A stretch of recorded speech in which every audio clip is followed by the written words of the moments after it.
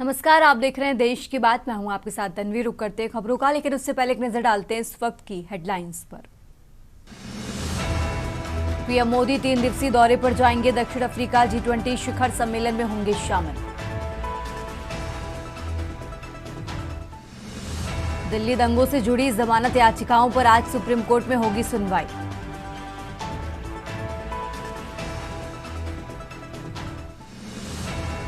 भाजपा अध्यक्ष जेपी नड्डा आज जाएंगे मणिपुर। आरएसएस प्रमुख मोहन भागवत भी रहेंगे मौजूद। सीजेआर बीआर गवई का आज अंतिम दिवस काम का। 23 नवंबर को रिटायर होंगे सीजेआर। एसआईआर के खिलाफ केरल सरकार की अर्जी पर आज सुप्रीम कोर्ट में होगी सुनवाई। मध्य प्रदेश में शीतलहर। 12 शहरों में पारा 10 डिग्री सेल्सियस से नीचे। बद्रीनाथ में तापमान -6°। आप देख रहे हैं के न्यूज, खबरों का सारथी। और अब रुक करते हैं खबरों का और देश की बात की शुरुआत करते हैं दिल्ली की खबर से। दिल्ली से खबर आपको बता रहे हैं, पीएम मोदी का विदेश दौरा आज से तो दक्षिण अफ्रीका के लिए रवाना होंगे प्रधानमंत्री नरेंद्र मोदी। दिल्ली से खबर आपको बता रहे हैं, जहां 20वें G20 नेताओं के शिखर सम्मेलन में भाग लेंगे। G20 शिखर सम्मेलन में शामिल होंगे प्रधानमंत्री नरेंद्र मोदी। तो दिल्ली से खबर आपको बता रहे हैं, जहां भारत, ब्राजील, दक्षिण अफ्रीका के बीच ये अहम मंच होगा। राजनीतिक संबंधों को मजबूत करेगा ये सम्मेलन। तो दिल्ली से खबर आपको बता रहे हैं, जहां ये मंच राजनीतिक संबंधों को मजबूत करेगा। भारत, ब्राजील, दक्षिण अफ्रीका के बीच काफी अहम माना जा रहा है ये मंच। तो G20 शिखर सम्मेलन में शामिल होंगे प्रधानमंत्री नरेंद्र मोदी। आगे बढ़ते खबरों में और अब बात कर रहे हैं गाजियाबाद की। गाजियाबाद से खबर आपको बता रहे हैं, जहां गैस चैम्बर बना गाजियाबाद। लगातार हो रही गाजियाबाद की हवा बेहद खराब। गाजियाबाद में बढ़ रहा प्रदूषण का स्तर। सबसे ज्यादा प्रदूषित शहरों में गाजियाबाद शामिल है। AQI की बात करें तो AQI का स्तर 430 दर्ज किया गया है। 5 दिन से लगातार 400 के पार यहां पर AQI दर्ज किया गया है। तो गाजियाबाद से खबर आपको बता रहे हैं, जहां सबसे ज्यादा प्रदूषित शहरों में गाजियाबाद शामिल है। गाजियाबाद से खबर आपको बता रहे हैं, जहां गाजियाबाद में बढ़ रहा प्रदूषण का स्तर। सबसे ज्यादा प्रदूषित शहरों में गाजियाबाद शामिल है। AQI का स्तर 430 पहुंचा है। गाजियाबाद से खबर आपको बता रहे हैं, जहां 5 दिन से लगातार 400 के पार AQI यहां पर दर्ज किया जा रहा है। तो गैस चैम्बर बना गाजियाबाद। गाजियाबाद से खबर आपको बता रहे हैं, जहां लगातार हो रही गाजियाबाद की हवा बेहद खराब। तो गाजियाबाद में लगातार बढ़ रहा प्रदूषण का स्तर। 5 दिन से लगातार 400 के पार AQI यहां पर दर्ज किया गया है। सबसे ज्यादा प्रदूषित शहरों में गाजियाबाद शामिल है। गाजियाबाद से खबर आपको बता रहे हैं, जहां लगातार प्रदूषण का स्तर बढ़ रहा। सबसे ज्यादा प्रदूषित शहरों में गाजियाबाद शामिल है। 5 दिन से लगातार 400 के पार यहां पर AQI दर्ज किया गया है और आज 430 दर्ज किया गया। आगे बढ़ते खबरों में बात कर रहे हैं दिल्ली की। दिल्ली से खबर आपको बता रहे हैं, जहां पीएम मोदी का विदेश दौरा आज दक्षिण अफ्रीका के लिए रवाना होंगे प्रधानमंत्री नरेंद्र मोदी। दिल्ली से यह खबर आपको बता रहे हैं, जहां 20वें G20 नेताओं के शिखर सम्मेलन में भाग लेंगे। तो G20 शिखर सम्मेलन में शामिल होंगे प्रधानमंत्री नरेंद्र मोदी। दिल्ली से एक खबर आपको बता रहे हैं, जहां 20वें G20 नेताओं के शिखर सम्मेलन में भाग लेंगे प्रधानमंत्री नरेंद्र मोदी।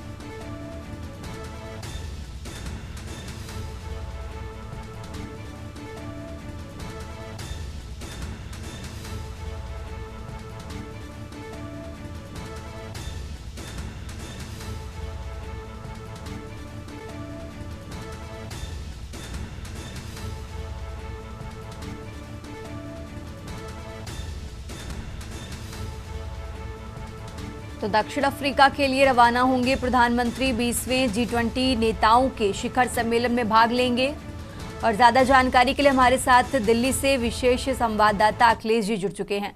अखिलेश जी, आज दक्षिण अफ्रीका के दौरे पर जाने वाले हैं प्रधानमंत्री, उनके दौरे से जुड़ी क्या कुछ खास बातें जरा दर्शकों को बताइए। अखिलेश जी। प्रधानमंत्री नरेंद्र मोदी आज साउथ अफ्रीका के दौरे पर रवाना हो रहे हैं और प्रधानमंत्री का दौरा दो तरह से बेहद अहम रहेगा इस बार। एक तो प्रधानमंत्री को G20 सम्मेलन में शामिल होना है। 20वां G20 सम्मेलन है वो दक्षिण अफ्रीका के जोहान्सबर्ग में आयोजित हो रहा है। इसमें प्रधानमंत्री नरेंद्र मोदी शामिल होंगे और G20 सम्मेलन में शामिल होने वाले सभी देश जो विकसित देशों की अपेक्षा विकासशील देश की कतार में खड़े हैं, वो कैसे विकासशील से विकसित देश बन सके और सभी एक दूसरे के साथ उनके विकास में भागीदार बन सके और अंतर्राष्ट्रीय स्तर पर सभी एक दूसरे के साथ सहयोग करें। इन तमाम चीजों को लेकर G20 शिखर सम्मेलन में बात होगी। प्रधानमंत्री भी अपना भारत का पक्ष रखेंगे। इसके अलावा प्रधानमंत्री नरेंद्र मोदी की एक सबसे अहम जो है वो ट्राइलेटरल बैठक भी कहा जा रहा था। इसे 3 दिवसों की बैठक के तौर पर जाना जाएगा और इस बैठक को इप्सा के नाम से जाना जाता है। यानी इसमें 3 देश शामिल हैं, India, Brazil and south Africa. तीनों देशों की एक G20 से अलग बैठक होगी। इस बैठक में तीनों देश विकासशील की श्रेणी में आते हैं और विकसित देश की ओर बढ़ने में अग्रसर है। तीनों देश चाहते हैं कि ये आपस में एक दूसरे को साथ करें। भारत, ब्राजील और साउथ अफ्रीका, इन तीनों में सबसे बड़ी बात है कि गरीबी उन्मूलन को कैसे दूर किया जाए। तीनों देश एक साथ काम करें। जो टेक्नोलॉजी का है उसमें एक दूसरे के साथ टेक्नोलॉजी का सहयोग करें, टेक्नोलॉजी में ट्रांसफॉर्मेशन करें, टेक्नोलॉजी को एक्सचेंज करें ताकि तीनों देशों की टेक्नोलॉजी में डेवलपमेंट आ सके। व्यापार तीनों देशों में अच्छा कैसे हो सके, निवेश कैसे हो, इन तमाम चीजों को लेकर ट्राइलेटरल एक मीटिंग 3 देशों के प्रतिनिधियों की होगी। इसमें भारत की तरफ प्रधानमंत्री नरेंद्र मोदी खुद इप्सा में शामिल हो और इप्सा की मीटिंग में तीनों विकासशील देश अपने को विकसित देश बनाने की दिशा में तमाम तरह के एमओयू साइन करेंगे और एक दूसरे के साथ अंतर्राष्ट्रीय स्तर पर हर दिशा में टेक्नोलॉजी हो, गरीबी उन्मूलन हो, निवेश हो, तमाम तरह के जो चीजें हैं उनमें एक साथ रहने का वादा भी करेंगे। संगीत। ठीक है अखिलेश जी, बहुत बहुत शुक्रिया आपका तमाम जानकारी के लिए। और ये दिल्ली से बड़ी खबर आपको बता रहे हैं, G20 शिखर सम्मेलन में शामिल होंगे प्रधानमंत्री नरेंद्र मोदी।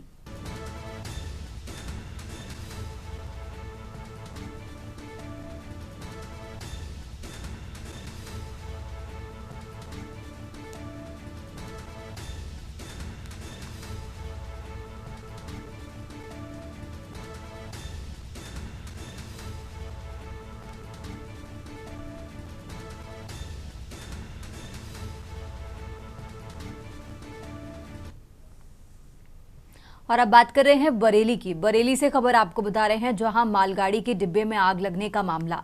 मालगाड़ी के डिब्बे में आग की जांच होगी, डिब्बे में लगी आग की फॉरेंसिक जांच होगी। तो दिल्ली से बुलाई जाएगी फॉरेंसिक टीम, रेलवे लिखेगा फॉरेंसिक टीम के लिए पत्र। जांच पूरी होने के बाद हो जाएंगे कारण स्पष्ट।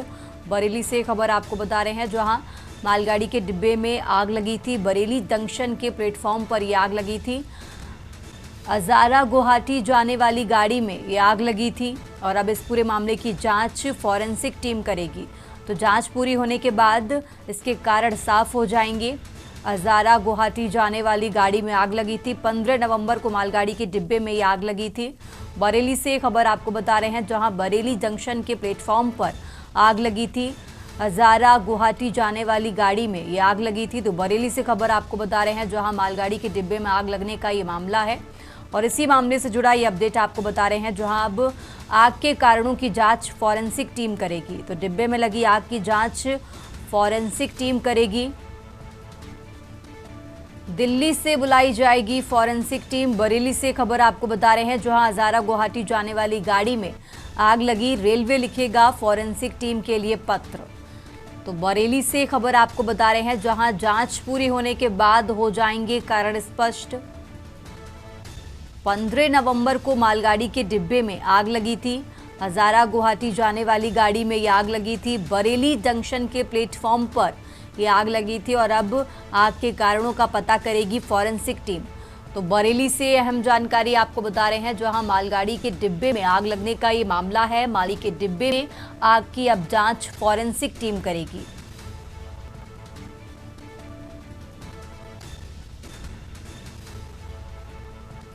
तो दिल्ली से बुलाई जाएगी फॉरेंसिक टीम।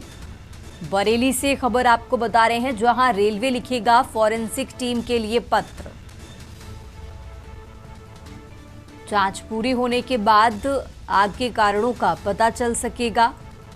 बरेली से खबर आपको बता रहे हैं, जहां बीते 15 नवंबर को मालगाड़ी के डिब्बे में आग लगी थी और अब इस पूरे मामले की जांच फॉरेंसिक टीम करेगी। हजारा गुवाहाटी जाने वाली गाड़ी में आग लगी थी। मालगाड़ी के डिब्बे में आग लगने का ये मामला है। बरेली से खबर आपको बता रहे हैं, जहां मालगाड़ी के डिब्बे में आग की जांच अब फॉरेंसिक टीम करेगी।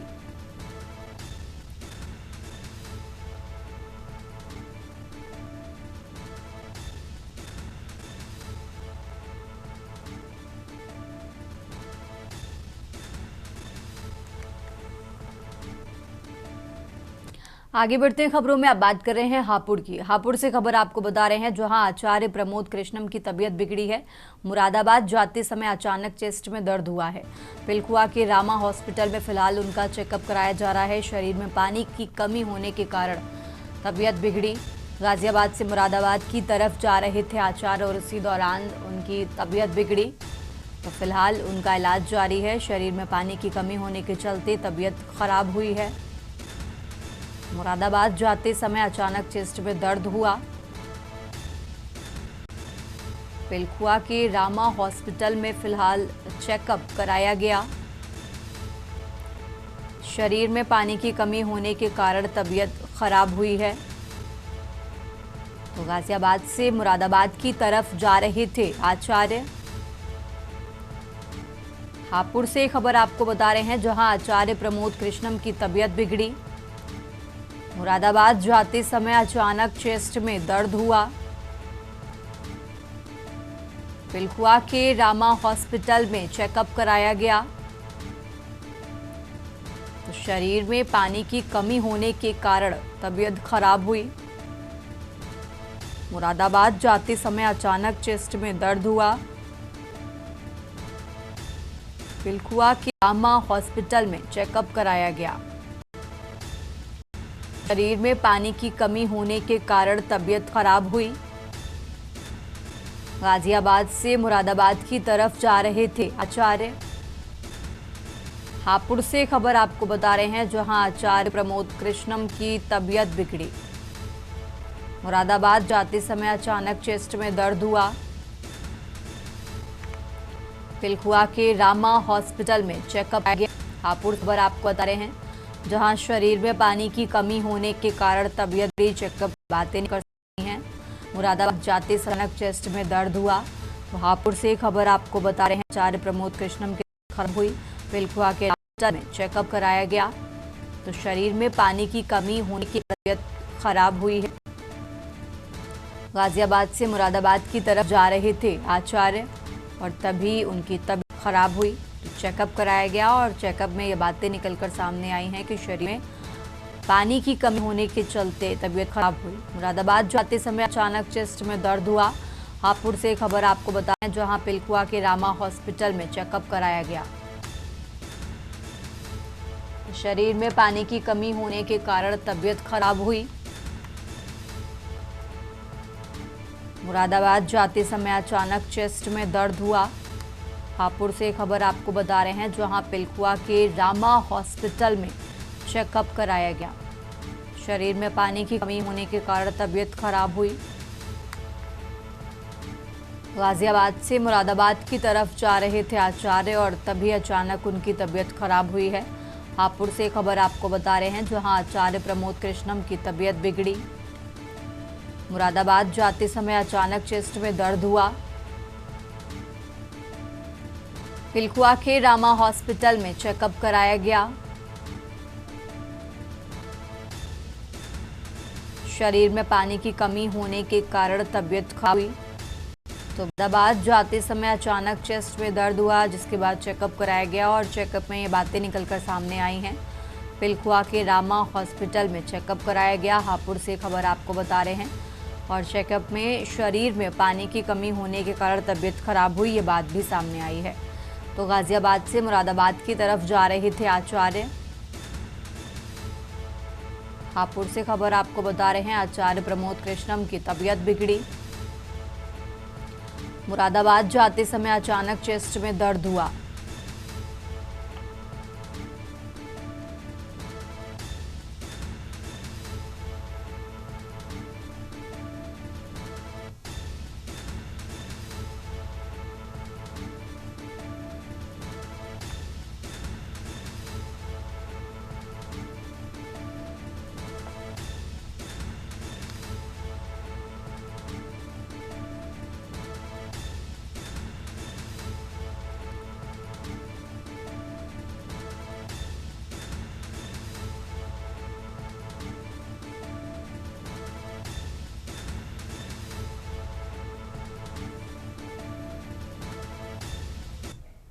और अब बात कर रहे हैं बुंदेलखंड के। बुंदेलखंड से खबर आपको बता रहे हैं, जहां इंसाफ सेना के राष्ट्रीय अध्यक्ष एएस नेमामी, प्रदेश अध्यक्ष मोहन लाल वर्मा व कार्यकर्ताओं ने बबेरू बांदा मार्ग पर मुरवल चौराहे के पास सड़क पर बड़े बड़े गड्ढों के खिलाफ प्रदर्शन किया।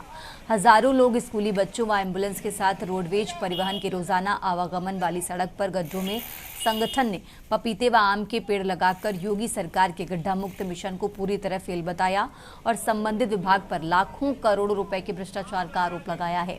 नोमानी ने कहा कि सूबे के मुखिया योगी आदित्यनाथ का स्पष्ट निर्देश है कि सड़कों को गड्ढा मुक्त किया जाए, लेकिन बांदा जनपद में सड़कें तालाब बन गई हैं। इन गड्ढों को भरने में लगने वाला पैसा गड्ढों को भरने की जगह अधिकारियों की जेब भरने के काम आता है। क्षेत्रीय विधायक सांसद भी इसी रास्ते से गुजरते हैं, लेकिन विकास के नाम पर मौन है, उन्हें कुछ दिखाई ही नहीं देता। बुंदेलखंड इंसाफ सेना ने चेतावनी दी है कि यदि एक सप्ताह में सड़क गड्ढा मुक्त नहीं हुई तो मुरवल में अनिश्चितकालीन धरना दिया जाएगा।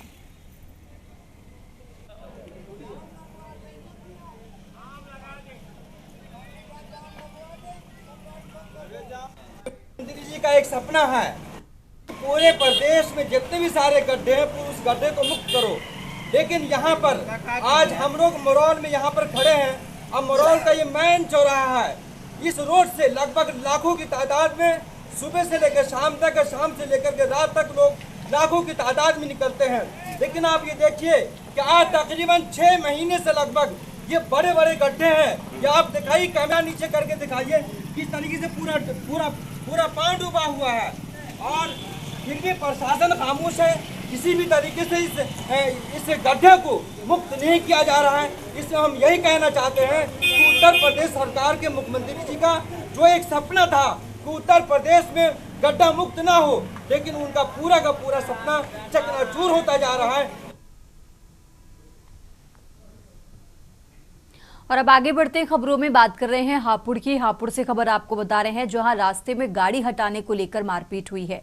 ग्राम प्रधान को दबंगों ने घेर कर पीटा है।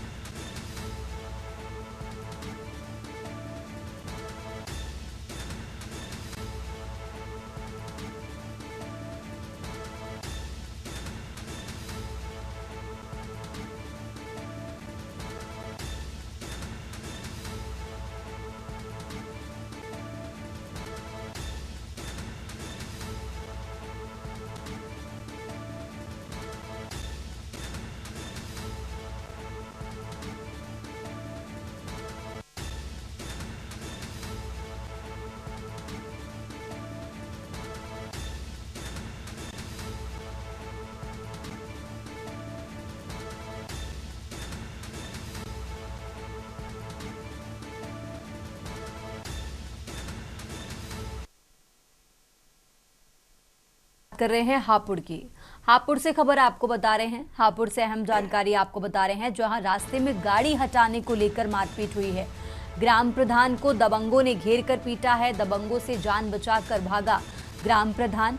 पुलिस से शिकायत करने के बाद फिर हमला किया गया। प्रधान के घर दोबारा हमला करने पहुंचे थे दबंग, तो पुलिस ने मौके से 2 लोगों को पकड़ा है। थाना हाफिजपुर के गांव मीरपुर का ये मामला आपको बता रहे हैं।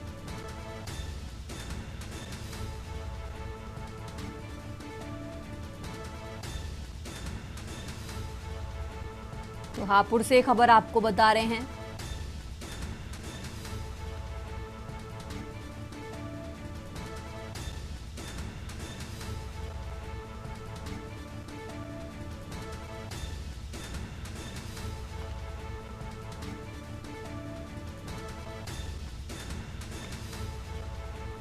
ग्राम प्रधान को दबंगों ने घेर कर पीटा, दबंगों से जान बचाकर ग्राम प्रधान भागा। हापुड़ से खबर आपको बता रहे हैं, जहां पुलिस से शिकायत करने के बाद फिर हमला हुआ। तो पुलिस से शिकायत करने के बाद फिर हमला किया गया। हापुड़ से खबर आपको बता रहे हैं, जहां प्रधान के घर दोबारा हमला करने पहुंचे दबंग। पुलिस ने मौके से 2 लोगों को पकड़ा है। हापुड़ से खबर आपको बता रहे हैं, जहां थाना हाफिजपुर के गांव मीरपुर का ये मामला है। रास्ते में गाड़ी हटाने को लेकर मारपीट हुई। हापुड़ से खबर आपको बता रहे हैं, जहां रास्ते में गाड़ी हटाने को लेकर मारपीट हुई। ग्राम प्रधान को दबंगों ने घेर कर पीटा है, दबंगों से जान बचाकर ग्राम प्रधान भागा।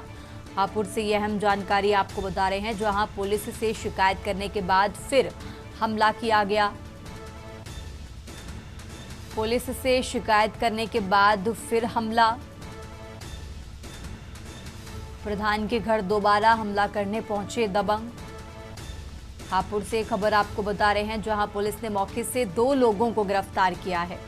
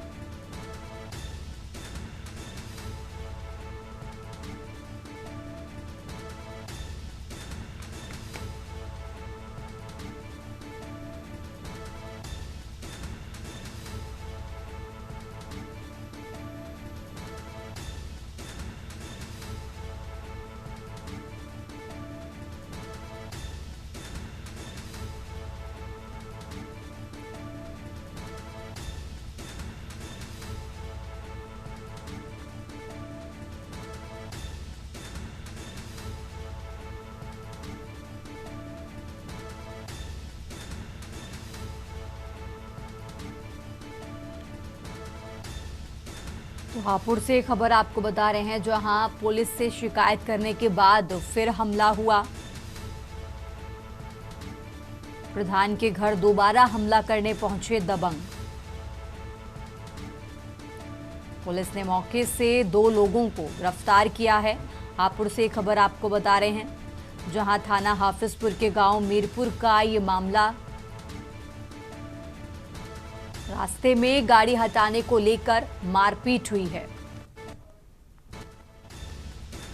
और अब खबर कबीरधाम से है, जहां जनता जोगी कांग्रेस के प्रदेश अध्यक्ष अमित जोगी आज कवर्धा दौरे पर रहे, जहां उन्होंने 12 सूत्री मांगों को लेकर मुकाम के ग्रामीणों के साथ कलेक्ट्रेट कार्यालय पहुंचकर राज्यपाल को ज्ञापन सौंपा।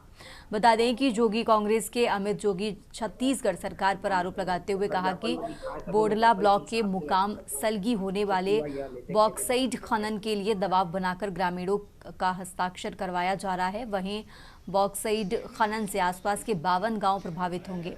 साथ ही जिले में धान खरीदी में अव्यवस्था, किसानों के पंजीयन की दिक्कतें, बेमौसम बारिश से नुकसान, बिजली बिल और स्मार्ट मीटर, छात्रावासों की अव्यवस्था, पेयजल संकट, जिला अस्पताल व ब्लॉकों में पद रिक्त होने, बढ़ते अपराध और पुलिस कार्रवाई की कमी पर भी चिंता जताई गई।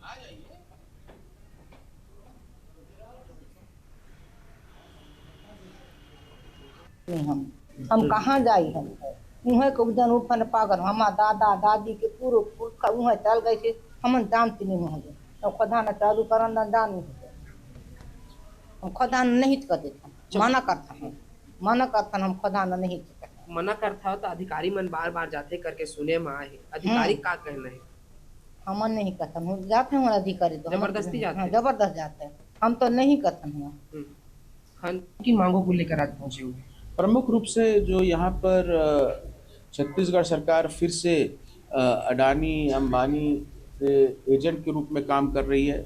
इस बार उन्होंने निर्णय लिया है कि जो दलदली क्षेत्र में हमारे बैगा बाहुल्य गांव हैं, मुकाम हैं, सलगी हैं और भी जो गांव हैं, करीब 52 गांव इसमें प्रभावित हो रहा है। कवर्धा जिले में अडानी को घुसाने का ये जो षड्यंत्र चल रहा है, आदिवासियों की बैगा आदिवासियों की जो जमीन हथियाने का ये खेल चल रहा है, ये सफल नहीं होगा।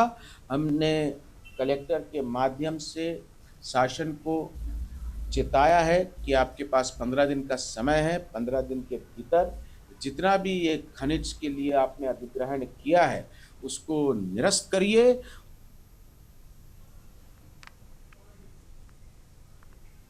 और अब खबर रतलाम से है, जहां पुलिस अधीक्षक अमित कुमार ने अचानक जावरा पहुंचकर जिले की कानून व्यवस्था का गहन जायजा लिया है। उनके इस आकस्मिक दौरे से पुलिस प्रशासन में नई ऊर्जा का संचार हुआ है। एसपी अमित कुमार ने एसडीओपी जावरा संदीप मालवीय के साथ थाना जावरा शहर और औद्योगिक क्षेत्र थाने का बारीकी से निरीक्षण किया। उन्होंने हवालात, मालखाना, रिकॉर्ड रूम, शास्त्रागार और ड्यूटी रजिस्टर सहित थाने की हर व्यवस्था को परखा।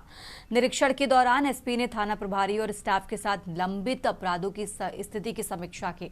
उन्होंने साफ निर्देश दिए कि कानून व्यवस्था को मजबूत बनाए रखने में किसी भी प्रकार की लापरवाही बर्दाश्त नहीं की जाएगी।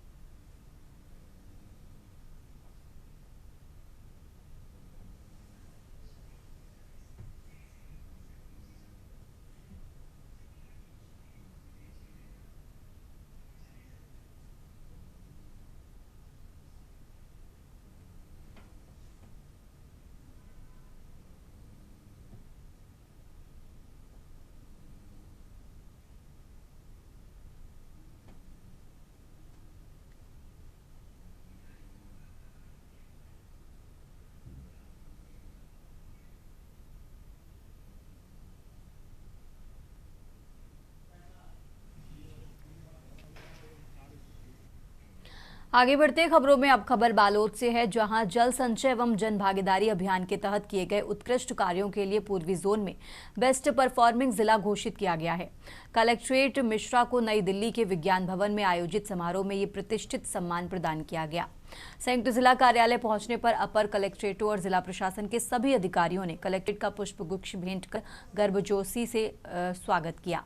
अधिकारियों ने एकमत होकर कहा कि कलेक्ट्रेट दिव्या मिश्रा के कुशल नेतृत्व, मार्गदर्शन और समयबद्ध कार्य योजना के कारण ही जिले ने यह ऐतिहासिक उपलब्धि हासिल की है। इस अवसर पर कलेक्ट्रेट मिश्रा ने जिले की इस सफलता का श्रेय सरकारी कर्मचारियों, जनप्रतिनिधियों, ग्रामीणों, मीडिया कर्मियों और संपूर्ण जिलेवासियों को दिया है।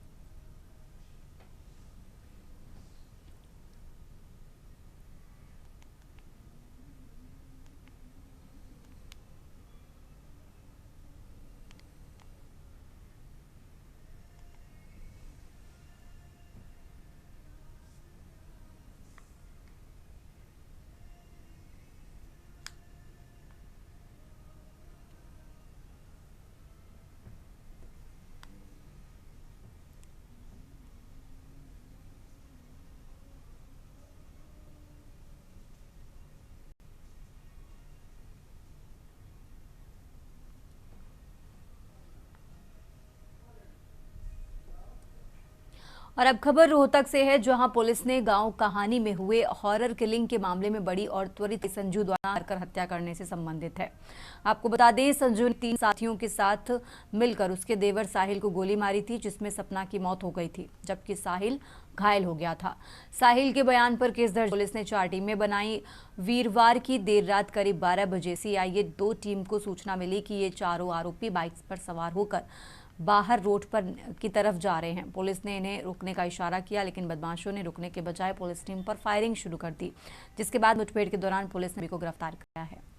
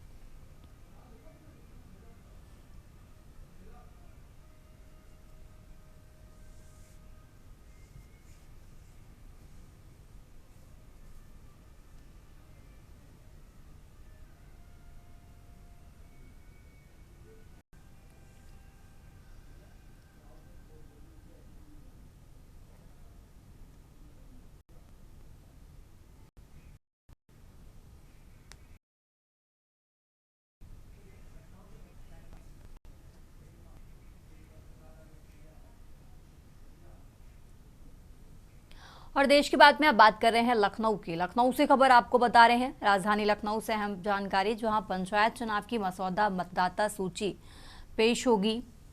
तो मतदाता सूची का मसौदा 23 दिसंबर को पेश होगा। लखनऊ से खबर आपको बता रहे हैं, देरी की वजह से राज्य निर्वाचन आयोग ने ये जो तारीख है वो बढ़ा दी है। तो मतदाता सूची अंतिम तारीख बढ़ाकर अब 6 फरवरी 2026 कर दी गई है। लखनऊ से खबर आपको बता रहे हैं, जहां देरी की वजह से राज्य निर्वाचन आयोग ने अंतिम तिथि बढ़ा दी है। मतदाता सूची अंतिम तारीख बढ़ाकर 6 फरवरी 2026 कर दी गई है। तो 31 दिसंबर तक सूची पर दावे और आपत्तियों का निस्तारण होगा।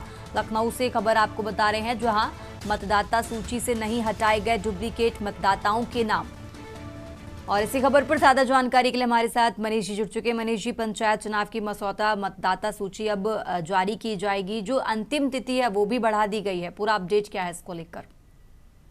जिस प्रकार देखा जाए पंचायत चुनाव को लेकर के जो मसौदा तैयार किया जा रहा था वो 23 दिसंबर को अब पेश होगा। जिस प्रकार से देखा जाए मतदाता सूची में अंतिम तारीख बढ़ा करके जो है 6 फरवरी कर दी गई है, और साथ ही साथ 31 दिसंबर तक मतदाता सूची में दावे और आपत्तियों का निवारण किया जाएगा। और साथ ही साथ करीब 90 लाख मतदाताओं के नाम 2 से 3 बार होने के कारण जो है 2.27 करोड़ डुप्लीकेट मतदाता का को देखा जा रहा है। अभी तक मतदाता सूची से कोई भी नाम जो है डुप्लीकेट नाम अभी तक नहीं हटाए गए हैं। तो कह सकते हैं कि पंचायत सूची को पूरी तरीके से तैयार किया जा रहा है। पंचायत चुनाव मतदाता सूची में कुल 12.43 करोड़ मतदाता है, और इसी का जो है सर्वोच्च चुनाव आयोग के द्वारा किया जा रहा है। इसी के आधार पर जो है 2027 का भी चुनाव जो है की तैयारी की जा रही है। तो कह सकते हैं कि जिस प्रकार से चुनाव आयोग जो है SIR के माध्यम से इन सूचियों को तैयार कर रहा है, इसी के तहत जो है ये पूरी कार्रवाई देखने को मिल रही है। ठीक है मनीष जी, बहुत बहुत शुक्रिया आपका तमाम जानकारी के लिए। और ये लखनऊ से खबर आपको बता रहे हैं, जहां पंचायत चुनाव की मसौदा मतदाता सूची अब जारी होगी, और जो अंतिम तिथि है देरी की वजह से वो भी बढ़ा दी गई है।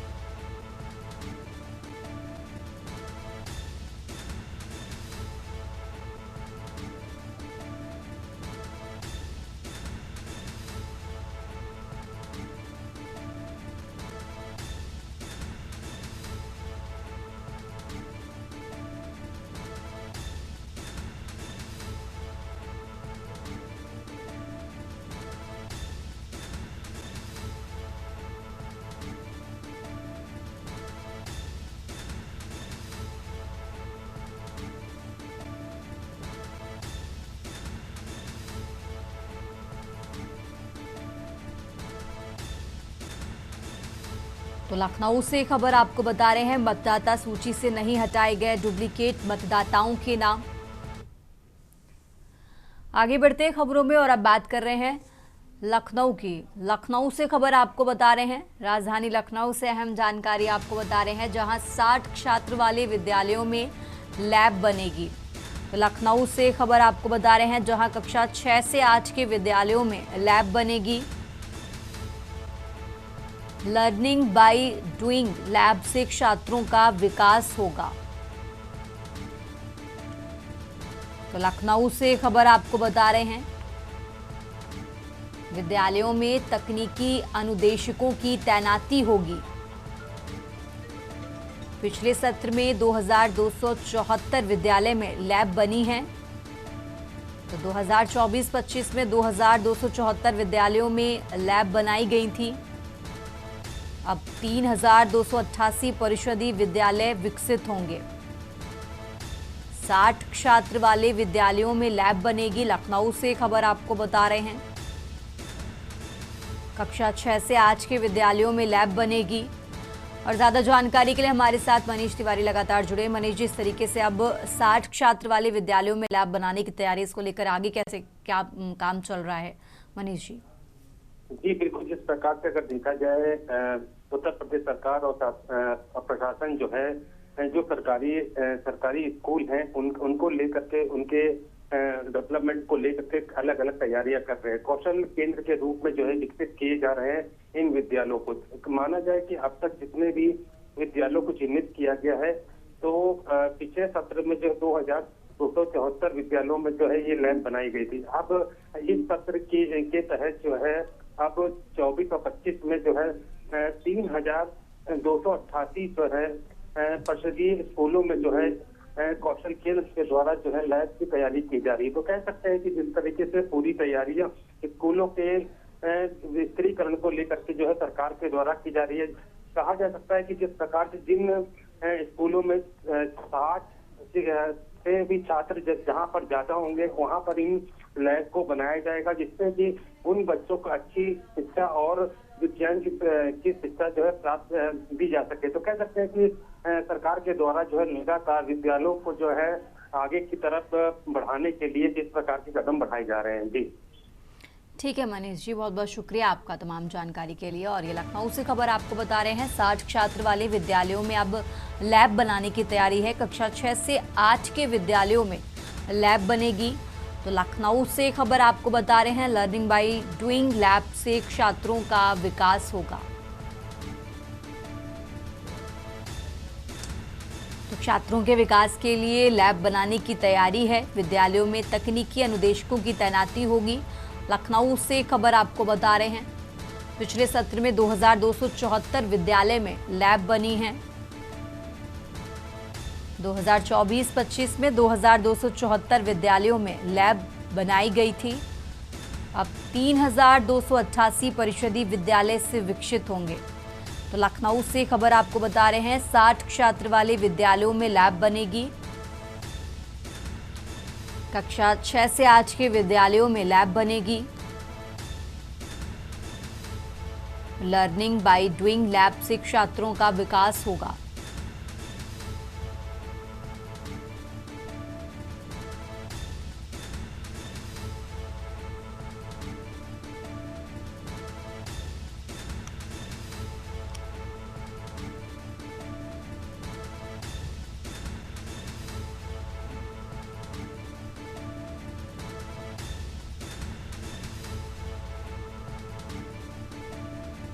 तो लखनऊ से खबर आपको बता रहे हैं, 3288 परिषदीय विद्यालय विकसित होंगे। 60 छात्र वाले विद्यालयों में लैब बनेगी। तो कक्षा 6 से 8 के विद्यालयों में लैब बनेगी। लखनऊ से खबर आपको बता रहे हैं, लर्निंग बाय डूइंग लैब से छात्रों का विकास होगा।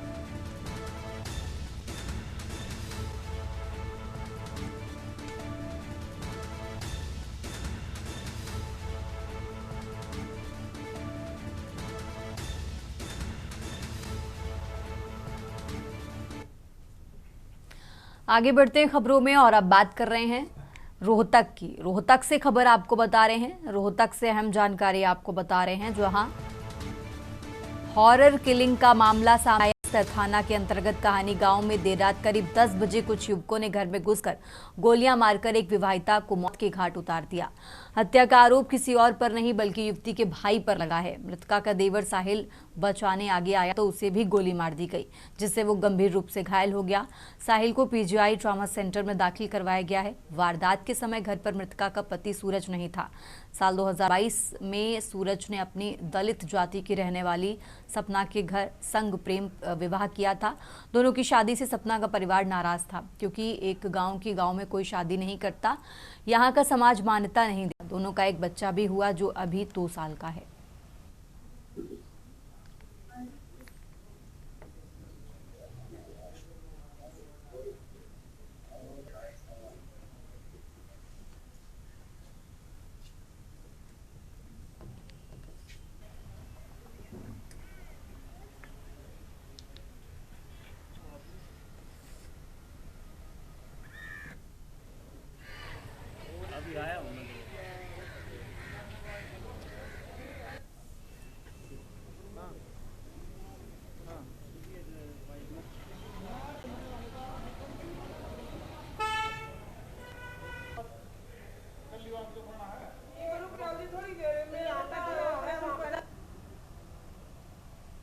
वो जो हमारे गांव का ही लड़का है और हमारे गांव की ही वो लड़की है।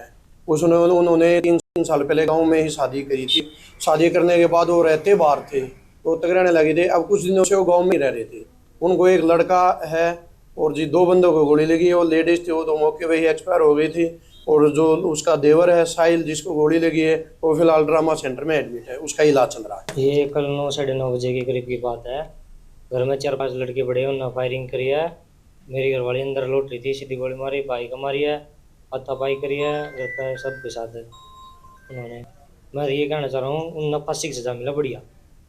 कितने बजे जो आए थे, कितने आदमी? ये 4-5 आदमी है, कैमरे मारे सारे। हम खा पी के घर पर सो रहे थे, सारा काम कुम निपटा के। बड़ा लड़का मेरा घर पर नहीं आया था और 4 बच्चे आए हैं ग्राउंड की साइड से। आते हमने देखे, आती है मेरे बच्चे बोले मम्मी आदमी आ गए। मैं कोई बात ना भाई, भीतर ते निकलियो ना, हम कौन से नो पिछाड़ लियो, आते भीतर ते कौन कर लियो। फिर साइड में वाला कमरा में सरवाड़ा में सपना थी, पर उन्हें सीधे सपना पर गोली चलाई, क्वाड़ खोल के दरवाजे उन्हें खुद खोले हैं। कल कहानी गांव में एक बड़ी दुखद घटना हुई, जिसमें एक लड़की का मर्डर हुआ है और उसके देवर को पेट में गोली लगी है। इसमें जब पुलिस की जांच में हमें पता लगा कि जो लड़की है सपना, उसने गांव में कानी गांव में ही शादी की हुई थी, जिसके रंजिशन उसके भाई ने और उसके दोस्तों ने मिल करके उसके घर जा करके उसको गोलियों से भून दिया। और अब खबर महेंद्रगढ़ से है, जहां गर्मी के मौसम के बाद अब धीरे धीरे सर्दी का मौसम शुरू हो चुका है।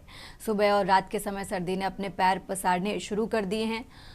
लोग सर्दी से बचाव के लिए गर्म कपड़ों का भी इस्तेमाल करने लगे हैं, लेकिन मौसम परिवर्तन के चलते अब लोगों में अनेक बीमारियां भी होने लगी हैं। नारनौल के नागरिक अस्पताल में सर्दी के मौसम से जुड़ी अनेक बीमारियों के मरीजों की लंबी लंबी लाइन लगनी शुरू हो गई है। हालांकि डॉक्टर मरीज को सर्दी से बचाव के उपाय तो बता रहे हैं, लेकिन बावजूद इसके मरीजों की संख्या कम होने का नाम नहीं ले रही।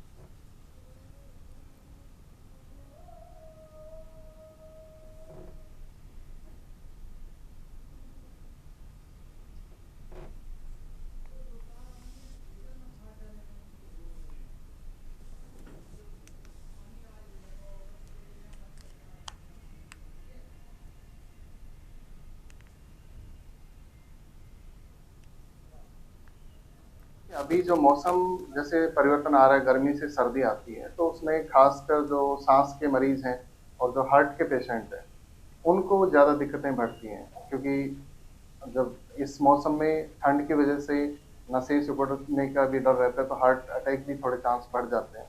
और सांस में जैसे अगर सुबह सुबह ठंडी हवा अगर बाहर निकलते हैं पेशेंट, तो उनको सांस के अटैक भी आने के ज़्यादा चांस रहते हैं। दिखाना है डॉक्टर को, सांस की तकलीफ है, सांस की। जब सर्दी शुरू हो रही है तो हाँ, ये वजह खराब मौसम की वजह से बहुत ज्यादा तकलीफ है जी। सांस नहीं आता, रात को सोने नहीं पाते पूरी रात। ठंड आती है तो ज्यादा बढ़ती है। हाँ, ठंड की वजह से हो जाती है, कुछ ये प्रदूषण की वजह से भी होती है। मेरे पूरे शरीर में स्वेलिंग आ रही है और आधा शरीर सर जी मेरा काम नहीं करता है, बोलने में बैठने में दिक्कत है। तो सर्दी और गर्मी में कोई फर्क पड़ता है? सर जी मौसम परिवर्तन की वजह से, वेदर की वजह से ऐसा थोड़ा हो रहा है, इस वजह से। गर्मी में कम दिक्कत रहती है? गर्मी में कम दिक्कत रहती है, सर्दी में थोड़ा ज़्यादा दिक्कत रहती है। तो कल से हम यहाँ पे चक्कर काट रहे हैं, ये ना अपने एम्प्लॉय जो है, इनके जानकार है वो तो करवा रहे हैं, बाकी जो अदर मेंबर है उनका कुछ भी नहीं कर पाता। और मैं यहाँ पे अपने सिविल हॉस्पिटल के अंदर अपना दिखाने देते, हाई बीपी की दिक्कत रहती है, काफी दिनों से दिक्कत चल रही है। जैसे ठंड का मौसम होता है तभी मेरे को दिक्कत हो जाती है, जैसे छाती में दर्द होना, मलगम जमना, सांस में दिक्कत होना। तो इसी चीज के लिए मैं यहाँ पे अपना इलाज के लिए आई हूँ। यहाँ पे डॉक्टर साहब बहुत ही अच्छे हैं। उर्फ कुंदर यादव, अटेली मंडी, गाँव धोंदा। मेरे पीड़े की शिकायत हो रही है, बाहर मौसम चेंज होने की वजह से मैंने बाहर प्राइवेट में दिखाया, अब सरकारी में दिखा रहा हूँ। यहाँ अच्छे डॉक्टर है और बार बार मौसम चेंज की वजह से खांसी जुकाम और ये सब कुछ हो रहा है।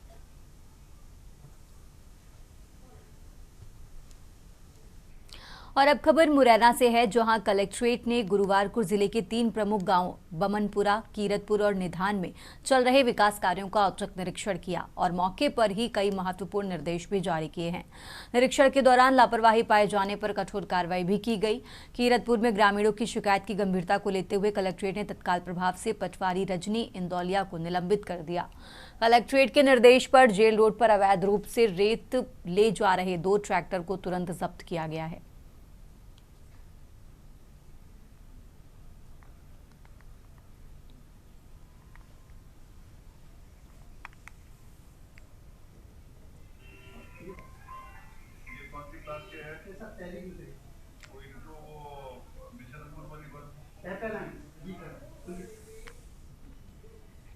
आगे बढ़ते हैं खबरों में। रतलाम अतिरिक्त पुलिस अधीक्षक विवेक कुमार ने स्कूली बच्चों को बताया कि मोबाइल की रील देखते ना वैसे ही अपने विषय को देखना भी शुरू कर दो, और आप अपने मोबाइल से अपना फोटो फेसबुक या किसी सोशल मीडिया प्लेटफॉर्म पर डालते हैं तो उस फोटो का बहुत लोग मिसयूज करते हुए अश्लील फोटो बनाकर ब्लैकमेल करते हैं।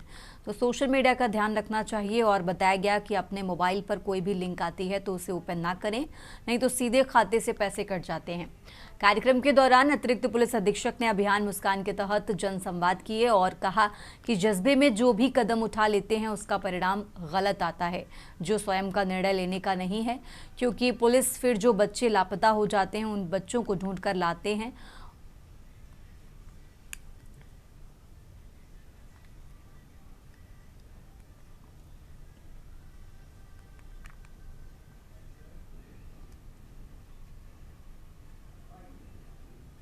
हमारे पुलिस मुख्यालय द्वारा मुस्कान अभियान चलाया जा रहा है, जिसके तहत में हट से किसी कारणों से घर से चले जाते हैं तो क्या क्या इसमें परेशानियां होती, क्या क्या इसके दुष्परिणाम निकलते हैं, इसके संबंध में आज कालूखेड़ा हायर सेकेंडरी स्कूल में जनसंवाद मेरे द्वारा किया गया। पूरे मध्य प्रदेश में चल रहा है, तो हर एक अधिकारी स्कूलों में, दूर दराज क्षेत्रों में पहुंच करके अभियान को सफल बनाने के लिए संवाद कर रहे हैं।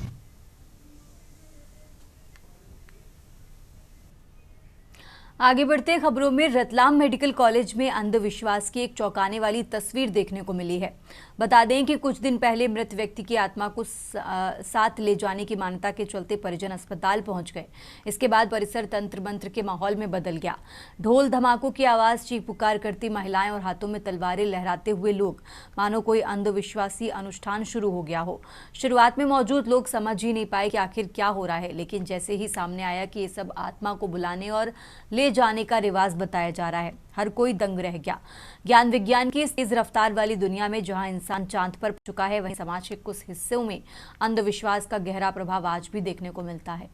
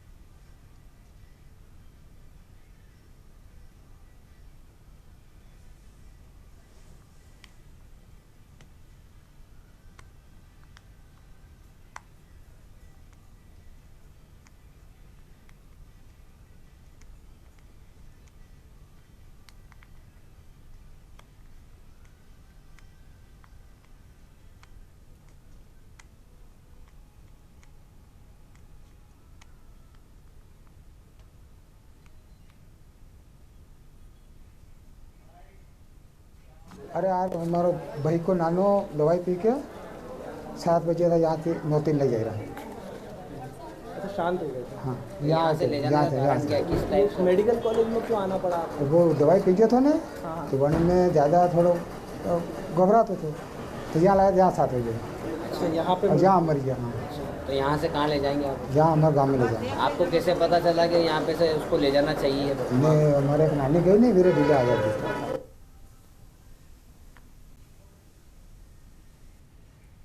आगे बढ़ते खबरों में, हजारीबाग पुलिस अधीक्षक ने पुलिस ऑफिस में समीक्षा बैठक आयोजित की, जिसमें जिले के सब अनुमंडल पुलिस पदाधिकारी तथा विभिन्न थानों के थानेदार उपस्थित थे। बैठक में अक्टूबर माह के दौरान प्रतिवेदित एवं निष्पादित सभी कांडों की विस्तार पूर्वक समीक्षा की गई। अधिकारी लंबित मामलों के त्वरित निष्पादन, कानून व्यवस्था सुदृढ़ रखने और अपराध नियंत्रण को लेकर आवश्यक दिशा निर्देश भी दिए गए। पुलिस अधीक्षक ने सभी पदाधिकारियों को क्षेत्र में एक्टिव रहने और संवेदनशील स्थानों पर विशेष ध्यान देने के साथ जनता के साथ बेहतर समन्वय बनाकर काम करने के निर्देश दिए हैं।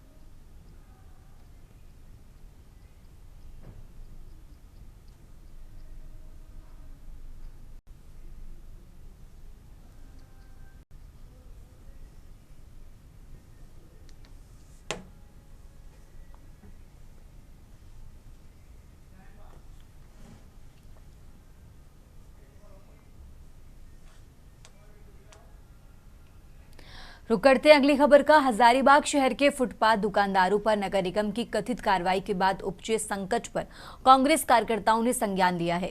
गरीब फुटपाथ संघ के दुकानदारों ने कांग्रेस कार्यकर्ता एवं पूर्व विधायक प्रत्याशी मुन्ना सिंह से मुलाकात कर अपनी पीड़ा सुनाई। दुकानदारों का आरोप है कि नगर निगम द्वारा उन्हें लगातार उजाड़ा जा रहा है, लेकिन बसाने की कोई व्यवस्था नहीं की जा रही। फुटपाथ दुकानदारों ने बताया कि पिछले 15 दिनों से उन्हें लगातार टारगेट किया जा रहा है, जिससे उनकी रोजी रोटी पूरी तरह से ठप हो गई है। स्थिति इतनी बदतर हो गई है कि वे घर में रखा हुआ पैसा खाने को मजबूर हैं। दुकानदारों ने एक गंभीर समस्या की ओर ध्यान दिलाया। उनका कहना था कि उन्हें निगम द्वारा लोन दिया जा रहा है, लेकिन काम बंद होने के कारण वे लोन की किस्तें चुकाना तो दूर बल्कि लोन के पैसे को ही खर्च कर रहे हैं।